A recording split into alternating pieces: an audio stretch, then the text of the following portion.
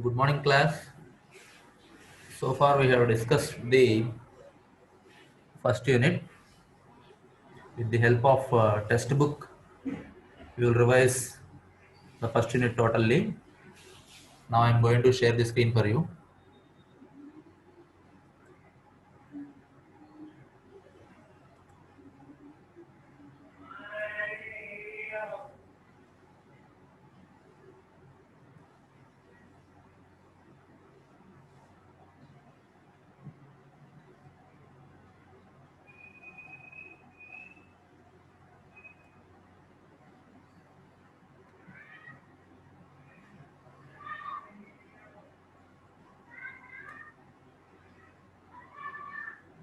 The authors of the textbook are T.R. Padmanabhan and B. Balathakurasundar. It's an IEEE textbook, right?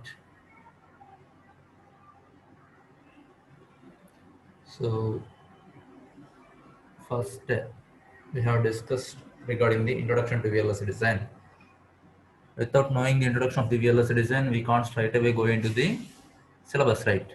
So first we have seen the introduction to VLSI design there.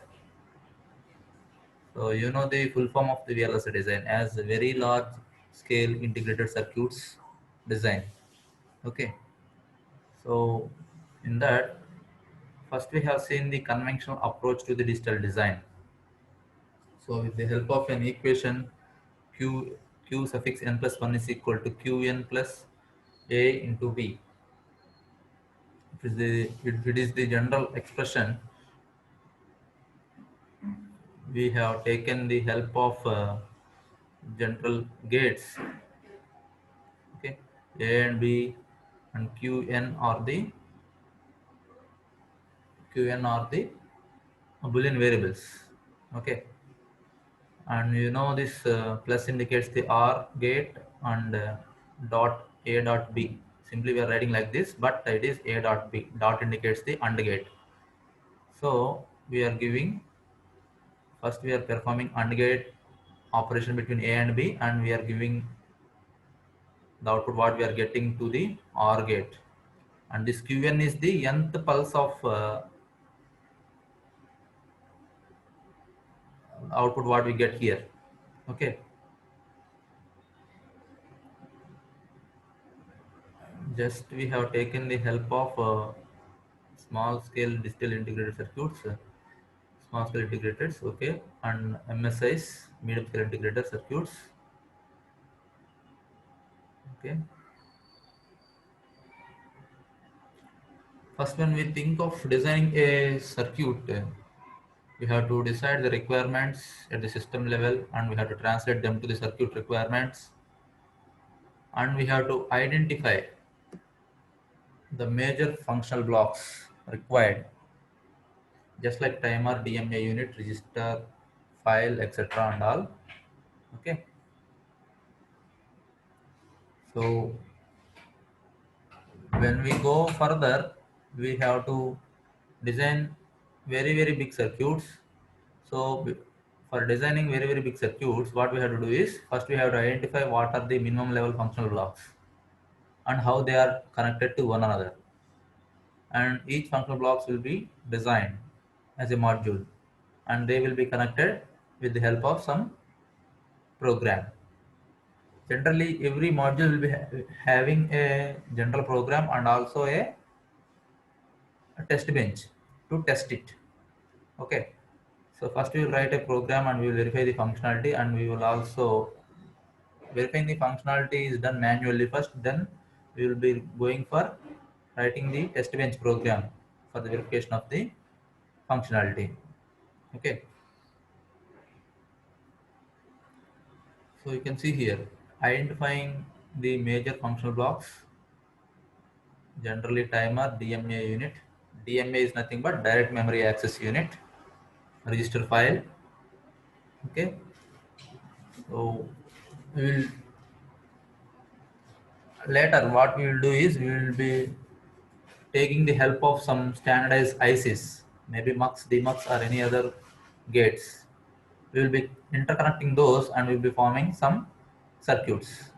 Okay, and we also use some additional components such as a transistor, a diode, a resistor, capacitor, whichever is essential.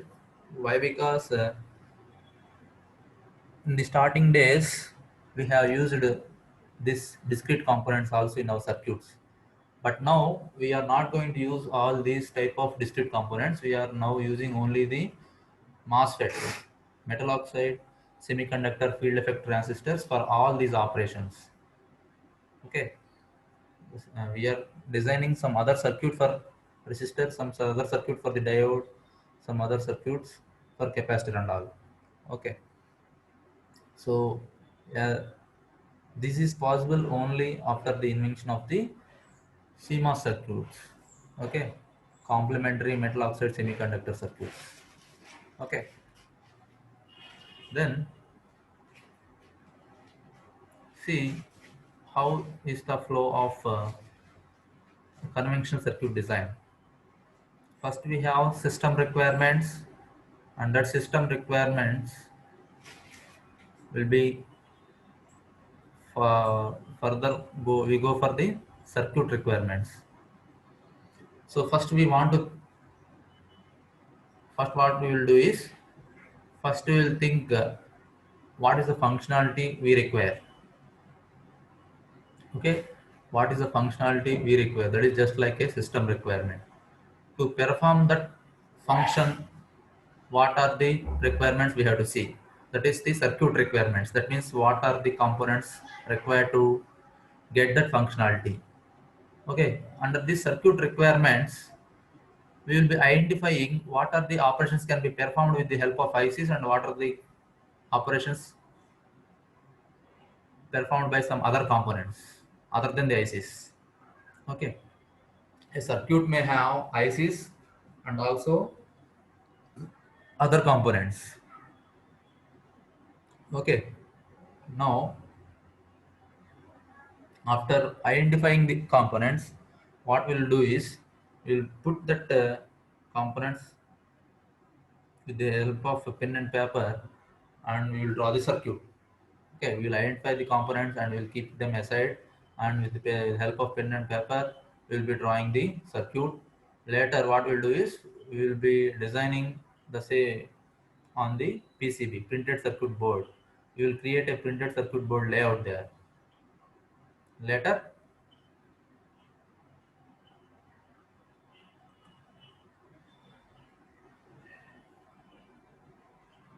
Later, what we do is we will place the components on the printed circuit board layout, and with the help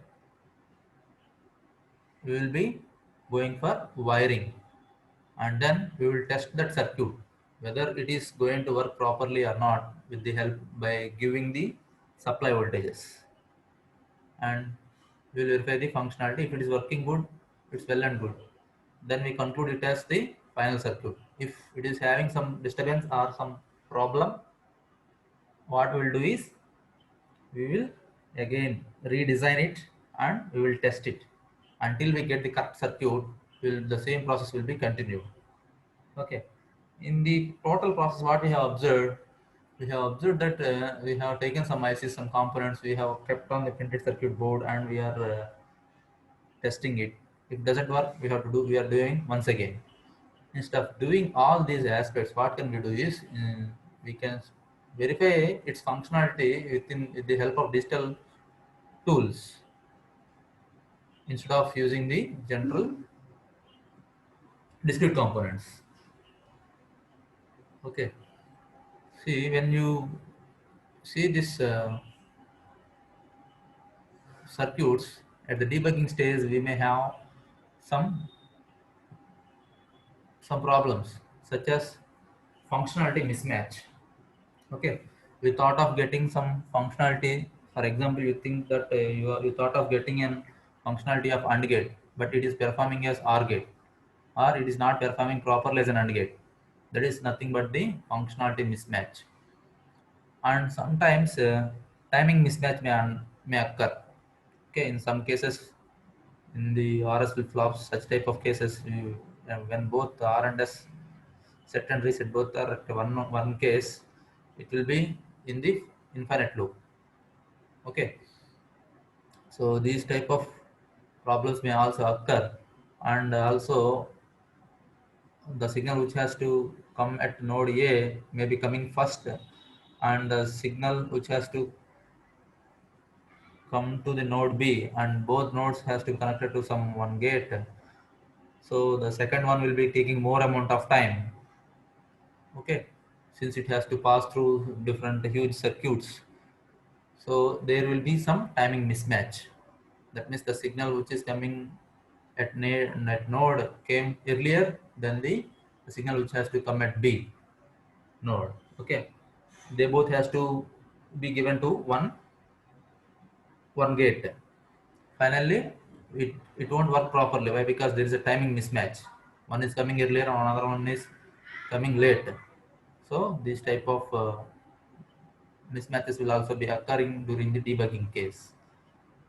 And also sometimes there may be overload. A signal may be driving according to its capacity only. Okay, we can't give more signals to drive a single signal like that. Okay, that may lead to delay or else even it may suppress that total signal. So do you get now?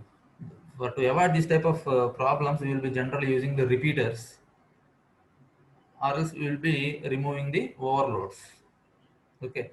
Previously, when you have seen this cable networks, they used to keep a box at one place and they used to connect from there. Okay. If they have given from directly from the umbrella to some particular machine, from that particular machine to, if they keep on connecting the wire and wire and wire and wire and keep on giving connections, it is not going to work properly. That's the reason now we are using the digital set of boxes for this cable also. Okay, that means the signal what is coming from outside, from the main some sub boxes also, it is being strengthened properly and giving a perfect output for us. Okay, so even the internet is also like that only. We can't simply connect more devices for a single one. Okay, it may suppress the speed of that particular device. Okay, these type of functionalities can also we can see in the circuits. Now we go with this VLSI design.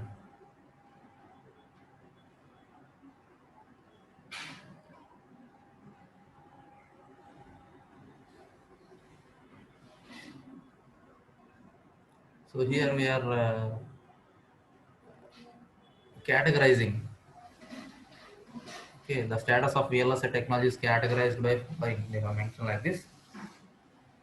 This is the steady increase in the size and hence the functionality of the ICs. What is the steady increase in the size and hence the functionality of ICs? What does it mean is, as the days are passing, we require the best functionalities and best performances. Automatically, there will be increase in the size of the circuits. Okay, but the size of the transistor is reduced. What does it mean? The distance between the source and drain has reduced in a good fashion. Okay, so at present there is around the nanometer technology has occurred after the micrometer technology. Okay, so 1.2 in the VLSI design previously we have studied regarding the 2 micrometer technology and 1.2 micrometer technology. Likewise, orbit technology. This type of technologies we have seen in the VLSI. That is nothing but the distance between the source and the drain. Okay, so that is the mention is mentioned here. The steady reduction in the future size and hence the increase in the speed of the operation as well as the gate or transistor density. So transistor density is nothing but the number of transistors occupied on a silicon wafer die. Okay, within a square unit area. Okay. Due to the reduction in the feature size only, the number of transistors accumulated on that particular small area has increased a lot in the VLSI. Steady improvement. ఏంటి ఏంటి అర్థం కాలే ఏమన్నా